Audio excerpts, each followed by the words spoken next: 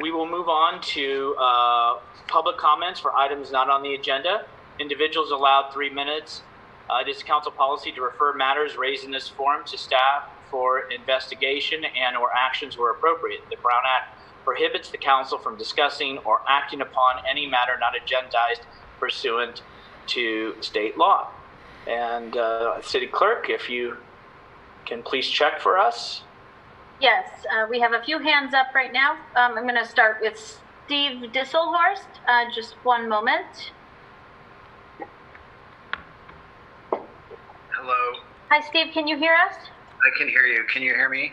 Yes. Yes, good evening.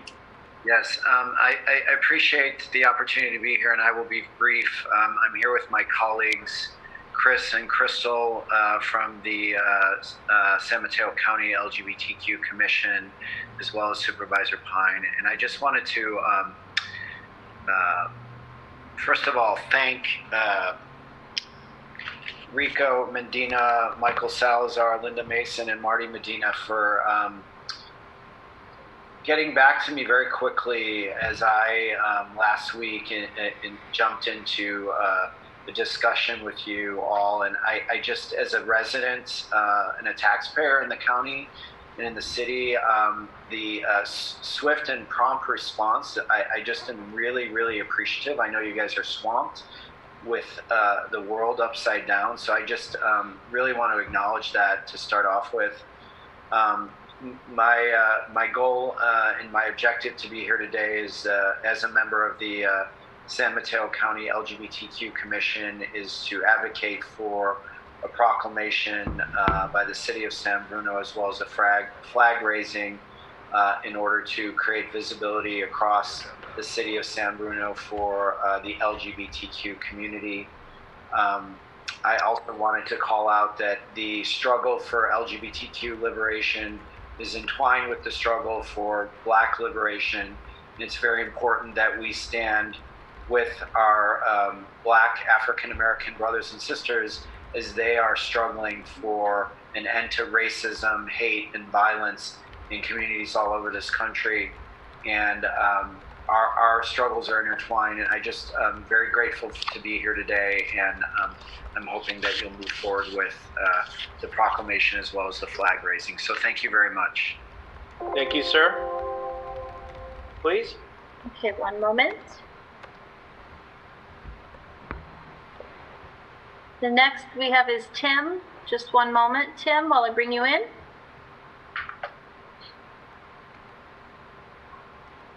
Hi, Tim, can you hear us?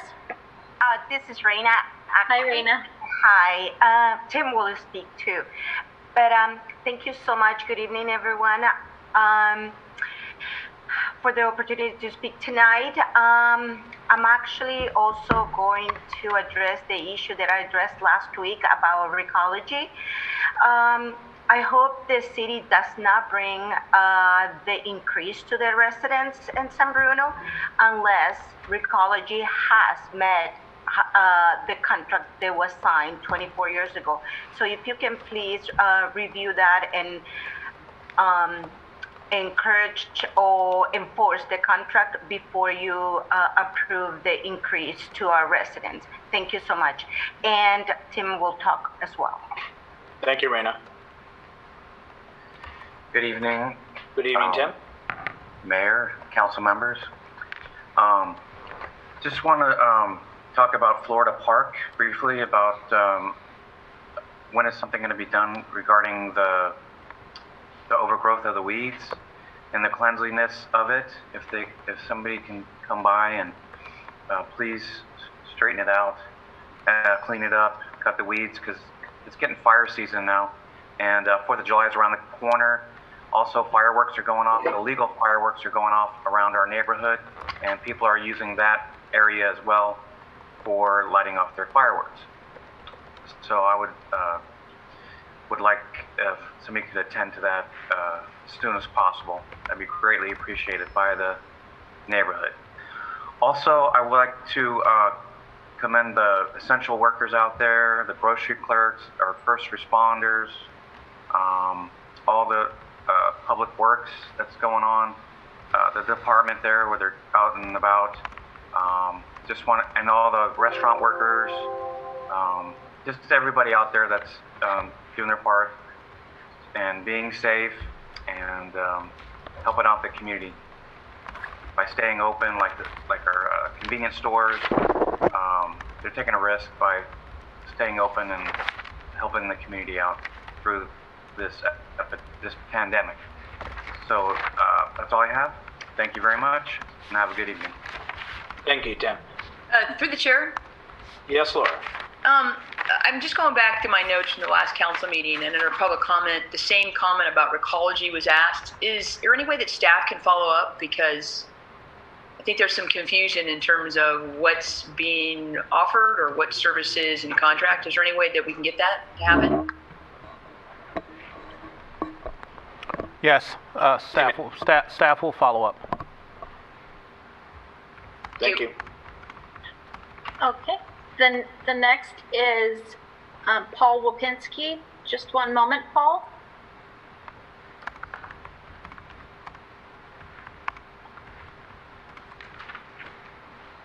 Hi, Paul, can you hear us? Yep. Okay. Whenever you're ready. Okay, the city is in obviously deep financial difficulties, and its prospects for future makeup revenue is pretty low. Now's the time for the hard decisions you need to make. The city council must determine which services are essential and those we can live without. I know it's a tough pill to swallow, but all non-essential services and costs should not be funded. It appears that you're all hell-bound on preserving all the city's services, and I don't think it's possible to do that at this time. Thousands of businesses around the country are laying off people and cutting costs, and the city needs to do the same. It's better to act now than in the future. It allows for people and businesses that are affected to plan for the future. The Culture and Arts Commission was supposed to vote on spending $43,372 to move a memorial sculpture in the park, and I can't find out what the result was. Why hasn't the comptroller recalled these non-essential funds in these accounts? I got some suggestions that you can think about. Close the library and work with Millbrae and South San Francisco for a combined library. Study the combining of city services in the same manner, such as building permits, maintenance, parks, and recreation should all be considered. This could share direct labor expense while reducing retirement and healthcare costs. Sell the city net services. It's a losing proposition. Future contract services, vices, employees. Review all vehicle usages and numbers. We can reduce costs, registration, insurance, gas, and maintenance. Freeze or reduce hours of the city staff. Next topic, I watched on the June 4th meeting, and I think the best way to prioritize items for the city manager is to send each council member to the projects. Each council member ranks from 1 to X for each of the items in their order of priority. Once done, the 5 council members give the city manager their rankings. They are summed together for each project and ranked from low to high number. So the item with the lowest sum becomes a top priority for the city and so on. That's your priority list. Then get together one last chop, maybe adjust it for any other reasons. And this gives your staff priority, it roughs out your budget and saves you time. Since it was already brought up, I think we should only fly the Stars and Stripes and the California State flag at the City Hall. If you allow special interest groups to fly their flag, you have to allow all of them. What if petitions were to fly a MAGA flag, Second Amendment, NAMBLA, the Thin Blue Line, or Right to Life flags? How could you reject those? Remember, you were elected to represent everybody. If the city wants to proclaim a proclamation for LGBT support, that's great. But if people want to fly flags, they should fly them on their own property. And then second is with the situation we're in now, who's going to buy all these flags? We're already $8.5 million in the hole. I don't think you want to open this can of worms. Thank you. Thank you for your comments. Next is Stephen Seymour. Just one moment, Stephen, while I bring you in. And again, these are for items not on the agenda, just as a reminder to those speaking. But thank you. Hi, Stephen. Can you hear us, or Sandra? It is me, and after me, it'll be Sandra. Okay. So I just wanted to acknowledge the great work of Ariana Bullock as our mayor did. It was amazing to see young leadership put together such an amazing event that drew hundreds of San Bruno residents, young and old, and helped them to understand what the Black Lives Matter program means. The 9 minutes of silence was wonderful because she played the names of so many who have lost their lives at the hands of our police, who were not representing their uniform and their badge well. I completely support our police forces, but in these respects, these people lost their lives because of police officers who were not doing the right thing. That said, I'd also like to ask City Council to consider sidewalk dining on San Mateo Avenue. We really need to think about a way to get our restaurants back to business, and I think that if we did sidewalk dining, maybe even street dining, where we blocked off certain parts of San Mateo Avenue, we could kind of revive our San Mateo Avenue downtown streetscape in a way that would benefit the people that live here, and more importantly, put the people who have not been working back to work. And I've heard some say, they're not reaching out to us. I don't think they need to reach out to us. I think the city needs to reach out to them. I want to also acknowledge the first responders. And on that topic, I have been involved with this group called Marinship Emergency Medical Foundation, or Medical Manufacturing Group. Myself and Sandra have been working with them, and we've distributed thousands and thousands of face shields. We still have face shields available, and I think when we put people back to work, they're probably going to want to be as safe as they can. We've been offering them, they're free. If you want face shields so that you can get back to work, or you can start planning your path of getting back to work safely, you can go to San Bruno Now discussion group or San Bruno Now Facebook, and the order forms are on both of those pages. The face shields are free. We're just concerned about your safety and the safety of our community, and we've given out thousands and thousands of these face shields. So again, San Bruno Now Facebook or San Bruno Now discussion group. Both groups have been growing considerably over the last several weeks, and we'd like to get rid of 3,000 more face shields. So that's those are the words I have to share, and now Sandra is available. Thank you, Stephen. Hi, good evening. This is Sandra Perez Vargas. It's been a wild 2 crazy weeks for this nation and for our city. I have to say that in the past, we have always known if there's going to be a demonstration, it would be in San Francisco, Oakland, their largest cities.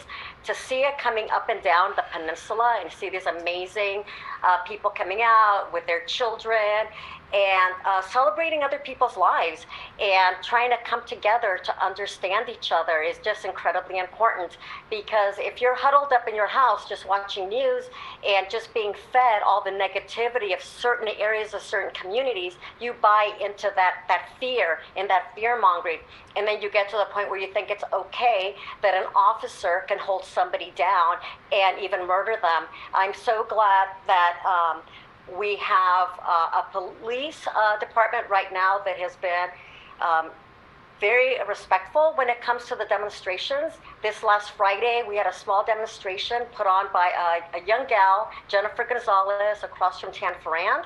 And what a difference an approach makes. In San Mateo, during the protest, they came out in riot gear because people were chanting, "Take a knee." And it really could have flared up. It could have gone really bad.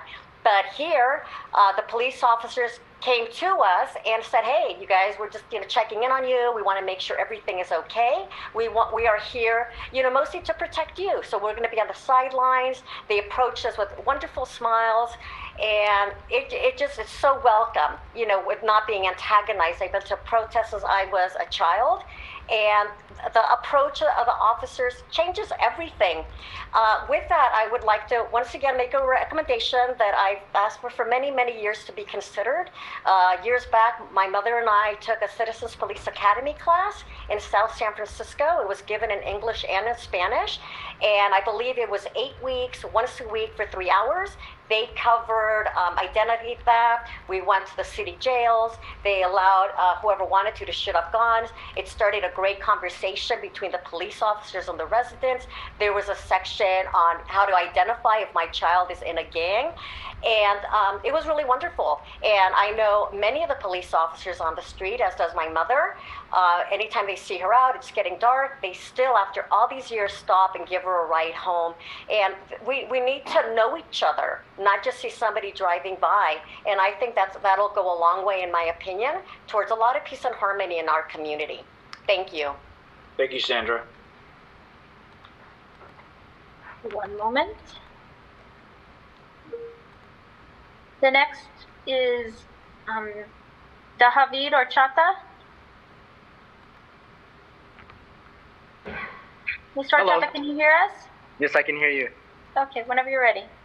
Okay, I don't really have much to say, but I would just like to request that police officers from here on out be thoroughly educated, I guess you could say, in how to handle certain situations that they are not really competent on nowadays. I think one of the things, because everybody's pushing to, defund the police force, which I don't really think is a good solution at the moment. I think that the police force is very necessary in some sort of ways, but just how we are structuring our police force and what we're requiring them to be knowledgeable on, because there's many situations and instances where police show up and they're dealing with people with mental health, they're dealing with, people on drugs, and while they can determine, this person is on drugs or is on, a mentally disordered, they don't understand fully how to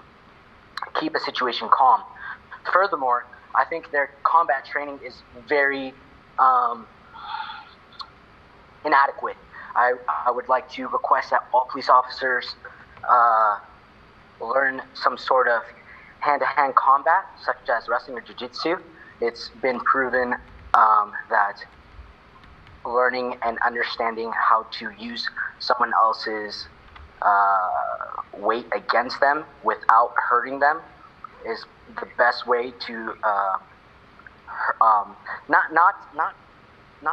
not hurt them, because obviously in jiu-jitsu or wrestling you could potentially hurt them, but it would just make them more aware of what they're doing and how they're using their force, So I just think that those things need to be enforced if we're going to keep the police force, because like I said, I don't think having the police is necessarily a bad thing. I just think that we need to start integrating these more things, like these deeper level.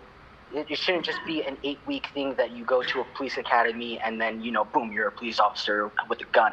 If hairdressers have to go to school for 1,600 hours, police officers definitely need to be more well trained, more well rounded, and learn how to diffuse instead of getting nervous and accidents. That's all this is. It's just accidents in most situations. So that's just all I request, and I'm done. Thank you. Appreciate it. Thank you for your comments. Next is Alexander Melendez. Hello, Hi, Alex, can you hear us? Yes. Hello, Alex Melendez. I just want to say real quick that if anybody was participating in a protest recently, I'd recommend going to get a COVID test. Some of these larger demonstrations were hard to socially distance at. I myself need to still schedule one. I recently found out from the San Mateo County Health that nearly half of our current confirmed COVID cases in San Mateo County are from people of Hispanic and Latinx descent. So I encourage everybody who may have had trouble doing that, including myself, to schedule an appointment. I also wanted to speak to the Black Lives Matter movement. We know that Black individuals in our country face a variety of intersectional issues due to centuries of anti-Blackness and oppression, and we still live with those today. And those issues range from voting rights the LGBTQ community, affordable housing, economic insecurity, harassment, all of those are amplified by the color of your skin, essentially. I was also disappointed to see the city of San Mateo's response, and I'm glad to see how our city's police force responded to yesterday's demonstration in City Park. I want to quote. Who was it? Reverend Lori Carter Owens of the San Mateo NAACP, in just saying that the system of our country that has allowed this to happen over again is institutional racism. And that can be found, her article can be found at the Daily Journal. Solutions need to be localized as well. George Floyd, Ahmaud Arbery, Breonna Taylor, they all deserve to live. But we can't pretend like this doesn't happen here or in our area. Chinadu Akobe in Millbrae, he deserved to live as well.